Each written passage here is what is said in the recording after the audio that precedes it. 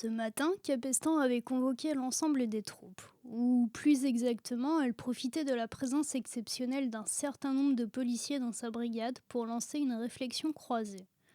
Le Breton et Rosière étaient encore sur la route, mais n'allaient pas tarder. Ils avaient promis du fracassant. Capestan leur avait réservé 2 places de choix sur le vieux canapé écossais jaune et vert, la contribution d'Orsini à l'aménagement communautaire. La capitaine avait précisé qu'il s'agissait d'un canapé-lit, et sur le moment Capestan avait prié pour que personne ne relève. Ça commençait à faire beaucoup de meubles, mais le salon était grand. On avait un peu décalé les bureaux et le canapé, un confortable 3 places, se tenait désormais devant la cheminée. Les travaux de la tapisserie avaient commencé. L'avant-veille, Évar et Orsini avaient préparé les murs pendant que Merlot leur dispensait ses conseils, un verre à la main.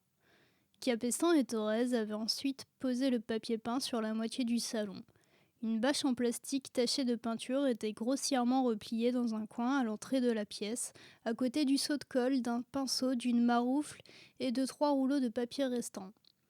Au téléphone, le Breton avait promis de finir le boulot ce soir, après la réunion. Tout le monde était en place, prêt à penser. Merlot s'était adossé à la fenêtre aux côtés d'Évrard qui chantonnait en manipulant sa pièce d'1 euro. Évrard fredonnait en permanence des bouts de chansons, quelques notes qui s'interrompaient à la faveur d'une prise de stylo et reprenaient au moindre coup de vent. Elle les rythmait en balançant la tête ou en tapant du pied. Seule la vue d'un jeu quelconque la rendait à l'immobilité. Orsini était assis, chevilles et mains croisées sur une chaise en plastique moulée orange.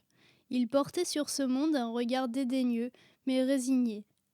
La porte, donnant sur le couloir, était ouverte et laissait voir le pied du tabouret que Thorez s'était installé pour suivre les débats sans s'imposer. 2 flics étaient là pour la première fois, 15 jours après la date de rentrée officielle et quelques passages éclairs pour découvrir le décor. Ils s'étaient finalement présentés ce matin. L'ambiance leur avait plu, ils étaient restés pour prendre leur poste. Il y avait Dax, un jeune boxeur qui avait abandonné autant de sueur que de cervelle sur le ring. Le nez épaté et le sourire content, il observait la vie avec l'enthousiasme d'une otarie dans les vagues. Avant que les uppercuts ne lui aient trop secoué la cafetière, Dax avait été l'un des lieutenants les plus futés de la cybercrime. Il se disait que certaines fulgurances persistaient, mais aucun témoin direct n'avait pu confirmer. Assis à ses côtés se tenait son copain, Lewitz, le fou du volant que la direction du matériel avait envoyé là, faute de pouvoir le gifler. Le brigadier Lewitz adorait les voitures et son engagement dans la police tenait pour moitié à la sirène. Il ne savait pas conduire mais se refusait à l'admettre. L'automobile était sa danseuse, Fernando Alonso son idole sur terre, et ses mains ne connaissaient la paix qu'agripper à un volant. L'État avait généreusement attribué à la brigade un grand tableau blanc, effaçable et 3 feutres, dont un pas encore sec. Thorez avait apporté un supplément, un tableau d'écolier monté sur des tubes métalliques rouges. Il avait sorti de sa poche de canadienne une boîte de craie et une petite éponge. Ses filles n'utilisaient plus l'ensemble, autant le recycler. Capestan l'avait utilisé pour récapituler l'affaire Sauzel. Sur le tableau blanc, le dossier Guénan. Tout était prêt pour le brainstorming. Capestan décida de démarrer sans attendre Rosière et le Breton, ça servirait d'échauffement. Bon, lança-t-elle d'une voix claire. Où en est-on ? Il y eut quelques bruits de verre et de tasses, puis l'attention convergea vers les 2 tableaux. Au point mort fit Orsini pour lui-même. Dans la vase, appuya Évrard en serrant son euro. Dans le pétrin, clama Merlot, bien content de sa trouvaille. Comme s'il venait de comprendre un jeu, Dax et Lewitz piaillèrent dans la merde. Capestan coupa court. C'est bien le principe du brainstorming, mais on va tenter plus constructif, merci. Plus personne ne put pas mot. Pour empêcher le silence de s'installer, Capestan résuma les affaires. Chaque piste se soldait par une impasse. Après tant d'années dans les dossiers étaient terre brûlée. Les cas Nolin et André Sauzel furent décortiqués, mais rien de nouveau n'en ressortait. Capestan observa ses troupes. Elles participaient sans conviction. Le fatalisme les rattrapait, la curiosité s'étiolait. Si les enquêtes ne se décoinçaient pas, La brigade allait ressembler à ce club de retraités imaginé par Buron. Merlot, pour le plaisir de claironner, relança pourtant le débat. Les mobiles, mes enfants, le mobile. On part du principe que Marie Sauzelle est une vieille dame innocente, mais qui sait la vie de débauche qu'elle menait. Et si elle avait entretenu un gigolo, un amateur de tango à la passion dévorante? Si son goût pour l'errance l'avait précipitée dans les griffes de la drogue et soumise à Nolin le dealer? Dans le fond, qui était Marie Sauzelle, chers amis? Qui était-elle? Dax hocha la tête. Il était d'accord sur tout. Le cuir de son blouson craqua lorsqu'il se pencha vers l'oreille de Leavitt. « T'as pas un chewing-gum » chuchota-t-il d'une voix de stentor. Leavitt sortit un paquet de la poche arrière de son jean et tendit une dragée à Dax, qui, dès lors, ne se consacra plus qu'à sa mastication. « Et le gamin décrit par le voisin, on a quelque chose » demanda Orsini. « Non » admit Capestan. Les recherches sur le casque vert n'avaient rien donné. Trop léger comme point de départ. De toute façon, Nolin avait sûrement brodé au hasard. Pour la 100e fois, Capestan parcourut des yeux le tableau. Cambriolage, verrou, volée, position du corps, voisin, chat, fleur, frère, courrier. Elle avait du mal à circonscrire les éléments de l'affaire. Elle avait la tête comme une boule à neige, ses réflexions flottaient, voltaient dans tous les sens. Il fallait attendre que les flocons reposent pour y voir clair. L'équipe était maintenant tournée vers le tableau de Yann Guénan. Dans le calme ambiant, on entendit Leavitt s'adresser à Dax d'un ton averti. « Un homme abattu par un pro, c'est pas la peine de chercher. 20 ans après, on va rien trouver. »« C'est pas pour trouver, c'est pour s'occuper, » répondit Dax sans y voir le moindre problème. Orsini opina tout en chassant une peluche sur son pantalon. Il pensait manifestement qu'en l'état actuel des choses, cette affaire ne mènera à rien. Glacé, il en tira juste la conclusion. Ce qu'il nous faudrait, c'est du sang neuf. Un frisson parcourut l'assistance, suivi de quelques ricanements idiots. La voix d'Evrard s'éleva timidement, ses yeux bleus s'écarquillèrent. « C'est vrai, il nous faut des éléments nouveaux pour alimenter les dossiers. Nous, on n'a rien. On n'a pas de moyens pour enquêter, ça nous prend des siècles pour accéder aux fichiers, sans parler des interpellations avortées. » Le lieutenant n'avait toujours pas digéré sa séance hier hivernie. « Ça, on est moins dans Cold Case que dans Case Con, » renchérit Merlot. « Avant, lorsque nous appartenions à la vraie police... » « Stop ! Stop !» Capestan n'avait pas élevé la voix, mais la salle se tut. La réunion virait à la séance de démotivation. Il fallait intervenir. La commissaire survola l'assemblée du regard sans viser quiconque, mais fait rarissime, elle s'adressa à eux sans sourire. Dans les films de guerre, celui qui dit « on va tous crever », il n'aide personne. Donc on arrête avec ça tout de suite et on ne refait pas l'histoire avec des avant-avant. Avant d'atterrir là, on était déjà au rencard. Tous. Pas la peine de jouer les anciens barons des orfèvres, la punition ne date pas d'aujourd'hui.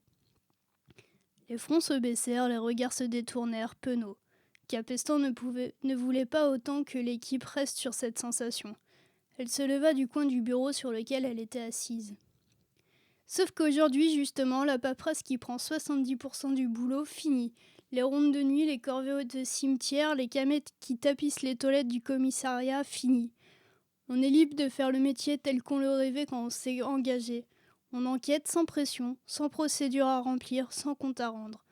Alors, on profite, au lieu de geindre comme des ados privés de boum. On appartient toujours à la police judiciaire. On forme juste une branche à part. Une chance pareille, il n'en passera pas deux. Capestan vit l'évidence de frapper les esprits, redresser les épaules. Un élan vibra imperceptiblement, pas grand-chose, mais un mouvement d'ensemble qui sembla souder entre eux les flics éparpillés dans la pièce. Le groupe s'agglomérait. Un jappement bref salua cette solidarité naissante. Pilou débarquait et approuvait l'ambiance. Rosière et les Bretons le suivaient de près. Tout en déposant leurs sacs et vestes dans l'entrée, ils adressèrent un bonjour général et s'approchèrent des tableaux. Rosière consulta brièvement le Breton du regard. Celui-ci, d'un léger sourire, l'invita à prendre la parole, tant convoité. Eva tapota sa crinière pour la regonfler, frotta ses médailles de la paume, puis, sentant le suspense à son comble, elle entama sa déclaration dans une voix solennelle. Yann Guénan, le marin tué par balle sur lequel Louis-Baptiste et moi enquêtons ces dernières semaines connaissait du monde. Et du monde qui nous intéresse. Il avait constitué un dossier épais comme un parpaing sur lequel il avait reporté des centaines de noms d'une écriture de cochon. Le Breton, ici présent, grand commandant et poulet minutieux, s'effadait la lecture de toutes les listes. Et là, au beau milieu de la nuit, alors que dehors l'océan grondait, un nom soudain lui a sauté au visage. Le Breton, d'un mouvement de sourcil, encouragea l'oratrice à abréger. Rosière se résolut à en venir aux faits. C'était le nom de Marie Sauzelle, la mamie étranglée à Issy-les-Moulineaux. Nos deux affaires sont liées. Quoi ? Fit l'équipe dans un cœur de stupéfaction, après quoi ils se figèrent guettant la suite. Rosière savoura la qualité du silence de ce public tout acquis et enchaîna. Elle est sur la liste des passagers à qui Yann a rendu visite et qui ont témoigné. Tous deux ont voyagé sur le même bateau. Fracassant en effet, pensa Capestan. La mamie et le marin avaient vogué puis naufragé ensemble, et ils s'étaient revus ensuite, pour finir assassinés. Toutes les lignes de l'enquête s'emmêlaient d'un seul coup. Ça change tout, fit la commissaire songeuse. Tout, confirma le Breton.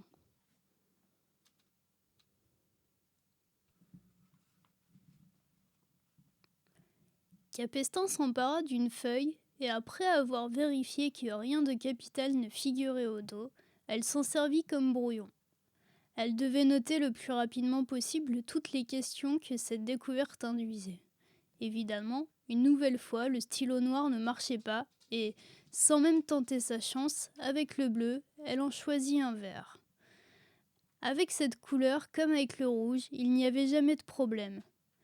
Est-ce que Sauzelle et Guénan se sont rencontrés sur le bateau ou est-ce qu'au contraire ils se connaissaient avant et voyageaient ensemble ? Est-ce que André Sauzelle ou Nolin ont déjà vu le marin ? Marie Sauzelle est liée au naufrage. C'est innocente ou un crimin gialato ? En relevant brièvement la tête, Capestan vit les policiers s'agiter et s'échanger fébrilement des stylos, à la recherche du modèle miracle. Seul Orsini, qui disposait de son Mont Blanc, et le Breton qui pianotait sur son smartphone, parvenaient à noter au fur et à mesure la diction précipitée de la commissaire. Capestan se redressa. « Il nous faut un troisième tableau. » Prompt à rendre service, Léhuit se proposa, enfilant aussitôt son blouson. La commissaire ouvrit son sac et passa son porte-monnaie au brigadier. Elle lui commanda ainsi des feutres effaçables à sec et une cinquantaine de stylos-billes.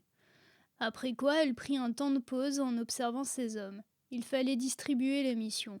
« Capitaine Orsini, je vous laisse fouiller les archives de la presse sur le naufrage, peut-être sur Internet, mais... Non, à mon avis, c'est trop ancien pour avoir été numérisé. Je vais plutôt contacter des amis. » Parfait. Capestan rejoignit le couloir où se tenait Thorez. Vous pouvez appeler André Sauzelle à Marsac et Nolin. Vous leur demandez si le nom de Guénan leur évoque quelque chose. Le frère ne nous a pas parlé du naufrage, mais c'est normal, c'était 10 ans avant la mort de Marie. Thorez se gratta machinalement la barbe, le poil crissé comme un paillasson flambant neuf. Oui, il ne pouvait pas faire le rapprochement. Je demanderai si Marie a signalé un fait particulier à l'époque. Le Breton, installé dans le canapé, avait rapproché un carton d'affaires classé pour faire office de pouf et y posait ses pieds. Jusqu'à présent, Rosière et lui avaient juste survolé l'affaire Sauzelle. Ils en étudiaient donc le tableau pour se familiariser avec les différents éléments. Un des problèmes de Thorez et Capestan était simple à résoudre. Le Breton pouvait le dire à la cantonade, mais il craignait que Capestan ne l'interprète comme une volonté de lui clouer le bec en public. Leur contentieux compliquait le travail d'équipe. Se retrouver enfermé dans un placard était déjà suffisamment pénible, sans devoir en plus s'y bagarrer. Le Breton observait Capestan au gouvernail.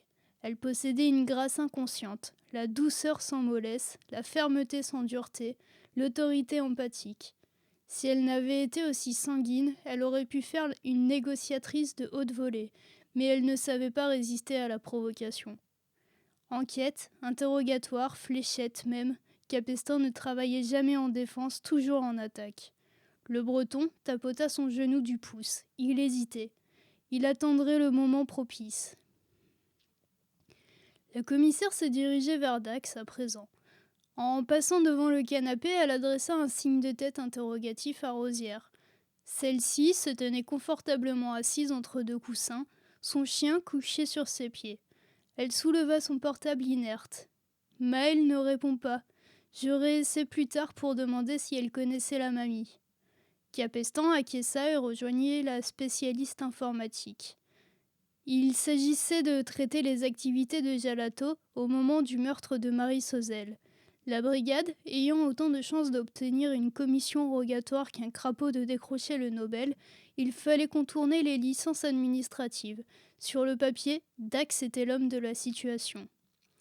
Mais, en s'approchant, Capestan vit le lieutenant qui dessinait, Bart Simpson, sur le tableau fraîchement monté par Levitz, et elle commença à douter. Quand il colla son chewing-gum sur le nez du personnage, elle se résignait déjà. Elle tenta malgré tout. « Lieutenant, vous qui venez de la cybercrime, passez les pare-feux, déjouez les sécurités, vous savez ?» Dax se dressa et agita fièrement ses paluches. « La mémoire dans les doigts, qu'est-ce qu'on cherche ?»« Tout ce qui concerne Jalato, entre avril et août 2005. Relevé bancaire, relevé téléphonique, ses déplacements, son entreprise, ses sbires, ce que vous trouverez. » Dax hocha vigoureusement le menton plusieurs fois et fit craquer ses phalanges. Il préparait son grand retour. Capestan sourit au lieutenant et regarda sa chaise à roulettes. Maintenant, la commissaire devait éplucher le dossier Guénan avec une minutie renouvelée. Cette affaire était devenue sienne. Une ligne se dessinait.